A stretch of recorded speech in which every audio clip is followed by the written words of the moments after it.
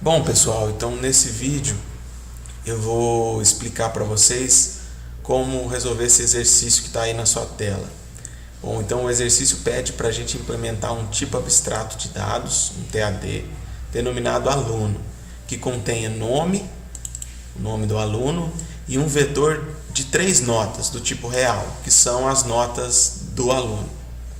Esse TAD deve conter também uma função capaz de alocar dinamicamente e retornar um registro aluno, de acordo com o nome e as 3 notas do aluno passadas por parâmetro para essa função de criação. Além disso, o TAD deve conter funções para obter o nome do aluno, obter cada nota do aluno individualmente, obter a média das notas do aluno, obter a situação do aluno, se ele está aprovado ou não, com base na seguinte regra: se a média do aluno for maior ou igual a 60 pontos, então o aluno está aprovado, caso contrário, ele está reprovado. E por fim, uma função para desalocar a memória reservada dinamicamente para conter os dados do aluno. Uma outra coisa que o problema pede é para você desenvolver um programa principal capaz de utilizar esse TAD que você acabou de desenvolver, de forma a imprimir os dados de um aluno da seguinte forma, como está apresentado aqui na tela. Bom, para não ficar muito extenso o vídeo, eu vou dividir esse problema em 2 partes. Na primeira parte eu vou explicar como implementar o TAD e como implementar a função de criação desse tipo abstrato de dados e essa função 1 aqui, que é para obter o nome do aluno. Também vou mostrar como a gente implementa um programa que usa esse TAD e, no caso, eu vou usar para imprimir o nome do aluno, tá bom?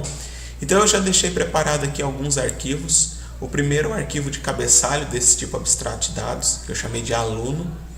Eu tenho aqui também um arquivo de implementação desse TAD, que por enquanto não tem nada ainda, e o programa principal, que também não tem nada por enquanto, tá? Então a gente começa sempre desenvolvendo o TAD pelo seu arquivo de implementação. Então aqui eu vou pré-definir qual é o tipo de dado que vai estar sendo armazenado naquele TAD. No caso eu vou chamar aqui também de aluno, tá? Então esse é o registro aluno, que vai conter nome e as notas do aluno. Então vamos por partes. Primeira parte, eu defini aqui a estrutura aluno, mas ainda não completei a sua definição, tá? Isso aqui é importante para que quem estiver usando esse TAD no programa principal não tenha acesso direto às informações do aluno, permitindo que ele possa fazer algum acesso indevido, alguma alteração que você não tinha previsto, tá? Então a gente vai agora aqui no arquivo aluno.cpp e vai prover a implementação completa desse registro aluno, tá? Com base nas informações dadas no problema. Então lá no problema diz que todo aluno tem um nome e ele tem um vetor de notas, do tipo real, e são 3 notas. Então lá ele deixa claro no problema que todo aluno tem um nome e 3 notas do tipo real. Bom, uma coisa importante a dizer aqui nesse momento é que, como você está usando o tipo string aqui dentro do seu TAD, é importante você incluir, tá? A biblioteca. Na verdade, a gente pode até incluir isso aqui no cabeçalho, porque uma vez incluído aqui, todos os outros que incluem o arquivo HPP vão também conter essa biblioteca incluída. Eu vou incluir aqui o using namespace também, vou adicionar a cláusula using namespace std, tá? Para que eu possa trabalhar com strings aqui dentro do meu TAD. Ok? Então, a princípio é isso. Primeiro, o nosso registro aluno está pronto. Agora, a segunda coisa importante que a gente tem que fazer é implementar ou definir a função de criação de um registro aluno. Então, como é que eu faço isso? Vou colocar aqui só o protótipo da função. Vou chamar essa função de criar aluno. Então, qual vai ser o objetivo dessa função? Ela vai receber o nome do aluno e as 3 notas dele. Vamos chamar de N1, N2 e N3. E devolver para mim um registro aluno com todas as informações preenchidas com base nessa entrada aqui. Então, só lembrando, aqui no arquivo de cabeçalho a gente coloca apenas a assinatura da função, né, o seu protótipo, e a implementação dela mesmo aparece aqui no CPP. Bom, então aqui o que eu vou fazer? Inicialmente eu vou criar uma variável, vou chamar aqui de A, que armazena o endereço de um aluno. Tá? Então é um ponteiro que armazena o endereço de um aluno que foi criado dinamicamente. O que esse aluno contém?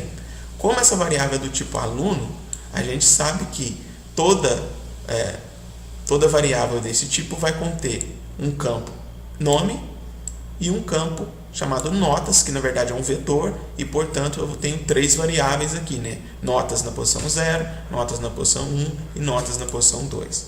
Então vamos lá, a primeira coisa que eu vou fazer é atribuir a esse registro que eu acabei de criar o valor do nome que eu passei aqui por parâmetro para a função. Então o que eu estou fazendo aqui é colocando no campo nome do registro aluno que eu acabei de criar aqui, o nome que foi passado por parâmetro. E o resto é basicamente uma repetição dessa ideia, né? Então, por exemplo, eu vou colocar na primeira como primeira nota do aluno o N1. Então, veja que aqui, como notas é um vetor, eu tenho que colocar notas e entre colchetes qual é a posição daquele vetor que eu quero atualizar no momento. Mesma coisa para as outras notas. Então, vamos atualizar aqui a nota 2 e a nota 3. Bom, feito isso, pronto, o nosso programa, o nosso registro está devidamente inicializado, né, com todas as informações. Então, basta apenas retornar o endereço desse registro que foi criado aqui dentro. Por que eu estou fazendo isso? Eu estou retornando para que o programa que vai usar esse arquivo, esse TAD aluno, possa dar continuidade, né, com o uso desse registro que eu acabei de criar aqui. Beleza, então essa é a primeira função, uma das mais importantes que a gente cria quando está trabalhando com tipos abstratos de dados.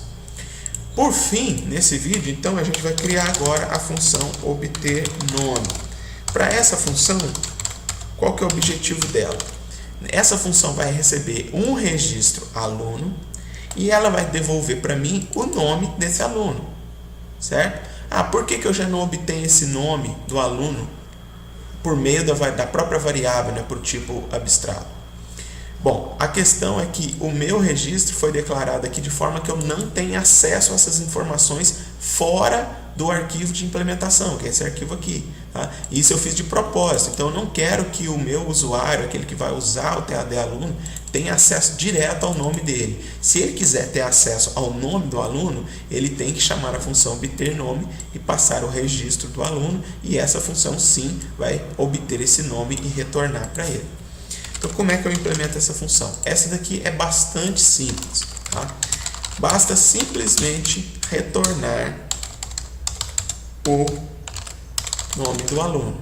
Como? Usa a palavrinha return, coloca a variável A, que é a variável que você está recebendo aqui por parâmetro, que corresponde ao registro aluno, e setinha nome é para você acessar o campo nome desse registro, ou seja, essa função simplesmente vai retornar isso daqui. Bom, feito isso, já dá para a gente fazer alguma coisa com o nosso TAD. Então, posso vir aqui no programa principal e agora criar um aluno. Chamar de aluno 1. Tá? Para criar esse aluno, eu vou chamar a função criar aluno. Eu vou passar o nome dele aqui, José das Couves, tá? E as 3 notas do aluno conforme o exercício. Mostra aqui.